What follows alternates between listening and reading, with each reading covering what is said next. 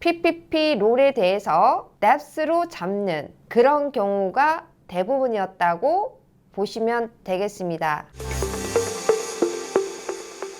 안녕하세요, 김효진입니다. 자, 오늘은 지난 5월을 기준으로 한 조지아주 부동산 마켓에 대해서 한번 정리를 해 드리려고 합니다. 지금 저희가 영상을 찍고 있는 날이 6월 중순에 접어들고 있는데요. 저희가 5월에 마켓에서 겪었던 것들과 그리고 5월 부동산 시장에 관한 결과에 대해서 여러분들과 함께 나누고 싶은데요. 일단 미디엄 프라이스는 지난 5월에 결과를 보면은요, 지난 4월의 미디엄 프라이스와 거의 동일시하게 되어 있다는 점을 여러분들께서 보실 수가 있습니다. 32만 불을 고수하고 있고요. 그리고 리스팅이 마켓에 나와서 머무르는 기간 역시 지난 4월에 비해서 별반 차이가 없는 것으로 보여지는데요. 지난 4월에는 마켓에 머무르는 평균 기간이 62일 정도였는데 현재는 64일, 또 일부 지역은 59일. 그래서 마켓에 머무르는 기간이 대강 59일에서 64일 정도를 유지하고 있다. 이렇게 보시면 되겠습니다. 자, 그리고 Sale to List Price Ratio라 그래가지고요. 평균적으로 98.94%를 유지하고 있었습니다. 즉, 물건이 마켓에 나올 때 매겨지는 리스팅 프라이스가 실질적으로 팔리는 세일즈 프라이스에 비해서 1.06% 밖에는 차이가 나지 않았다 하는 결과를 얘기해 주는 것인데요. 그 말은 즉 마켓이 굉장히 스트롱하다, 가격이 잘 내려가지 않는다, 그렇게 보실 수가 있겠습니다. 그리고 일부 지역은 3% 정도까지 리스트 투 세일 프라이스 레시오가 차이가 날 수가 있는데요. 자, 그 부분에 있어서는 지역에마다 약간의 차이가 있을 수 있다는 점을 보여주고 있으나 전체적으로 마켓 자체는 상당히 밸런스 있고 그리고 스트롱한 셀러 마켓을 유지하고 있다, 이렇게 보실 수가 있겠습니다. 자, 그리고 여러분들께서 요즘 많이 생각하시는 부분이신데요. 전반적으로 코로나 사태로 인해서 모기지가 어떤 쪽으로 흐를 것인가, 모기지 딜링컨시 레이시 어떻게 될 것인가 하는 질문들을 많이 하시는데요.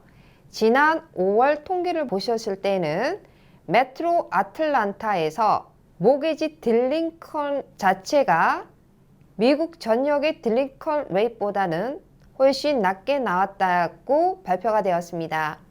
미국 전역의 모기지 딜링컨시 레이트 자체는 1.1%인데 반면 메트로 아틀란타인 경우에는 0.9%를 유지하고 있었다고 보시면 되겠습니다. 자, 그리고 포클로저가 파일링되는 퍼센티지를 계산해 봤는데요. 지난 5월에 포클로저 파일링이 된 퍼센티지를 봐셨을 때는 4월에 비해 5월의 16%가 감소된 숫자가 기록되었고요. 그리고 2019년 이맘때 기록에 비해서는 67%가 감소되었다고 보시면 되겠습니다.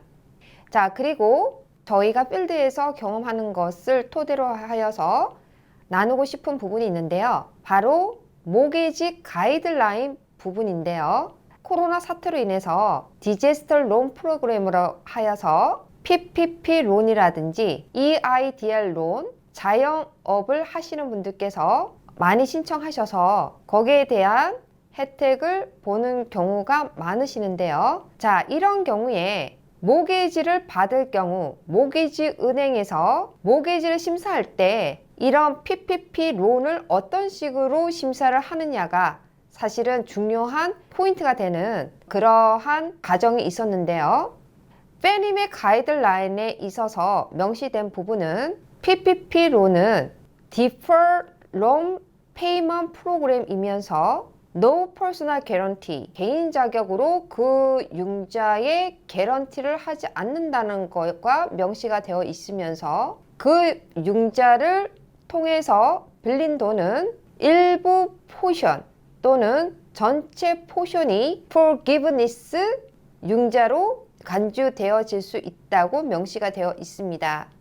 따라서 monthly payment 자체, 즉 PPP 론을 통해서 발생되는 monthly payment 자체는 모기지를 받으려고 하는 borrower의 DTI를 좌우하는 데 역할하지를 않는다 하는 그런 가이드라인이 있는데요. 실질적으로 저희가 5월 한 달 동안 겪어본 결과로서 말씀을 드리자면 모기지 은행들의 각각의 결정권으로 실질적으로 PPP 융자에 있어서 페니맥 가이드라인에 명시된 것처럼 현재 페이먼트 자체가 모기지 융자를 받는 보로한테 이 순간에는 적용되지 않을 수 있다라는 표현이 있는데도 불구하고 PPP 룰에 대해서 뎁스로 잡는 그런 경우가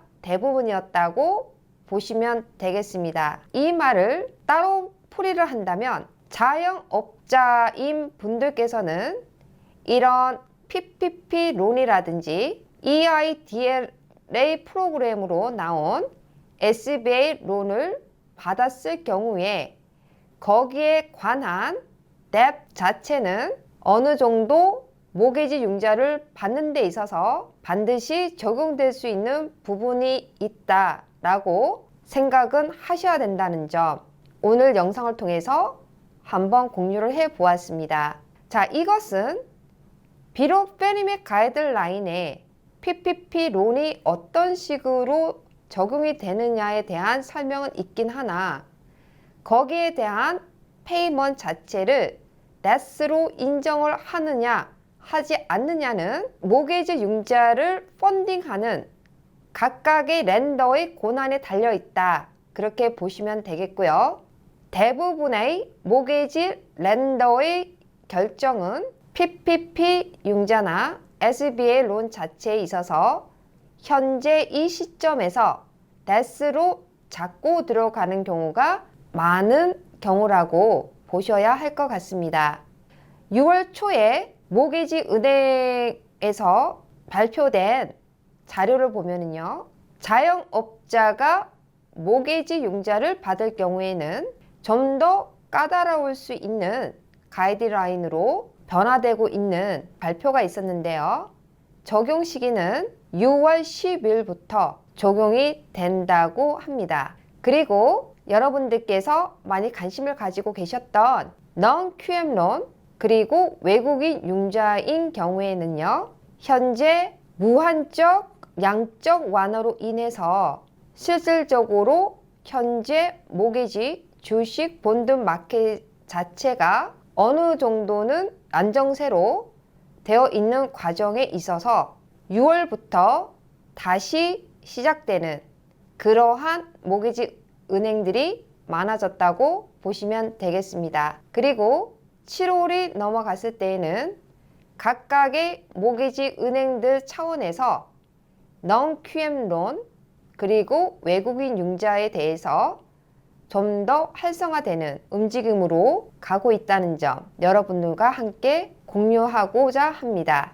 자, 그래서 오늘 지난 5월 한 달 동안에 있었던 현 조지아주 부동산 시장의 현황과 그리고 PPP 론과 EIDL 론, SBL 론 등 코로나 사태로 인해서 나온 디제스터 론에 관해서 이 융자들이 모기지를 받을 때 어떤 식으로 적용이 될 수 있을까 하는 부분에 대해서 5월 한 달 동안의 현장 경험에서 나온 부분들을 여러분들께 말씀을 드리고 있습니다. 자, 이제 6월인데요. 자, 6월에는 또 우리 조지아주에 있는 부동산 마켓이 어떤 쪽으로 흐를 것인지 그리고 PPP 론과 SBA 융자 등이 어떤 식으로 모기지 마켓에 역할을 하게 될 것인지에 대해서 궁금한데요.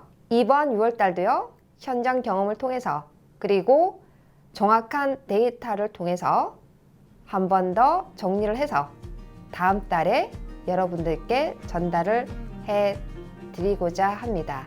이제 날씨가 많이 더워졌는데요. 이럴 때일수록 여러분들 건강에 더 유의하시기 바랍니다. 지금까지 여러분 인생의 터닝 포인트를 위한 김효지였습니다.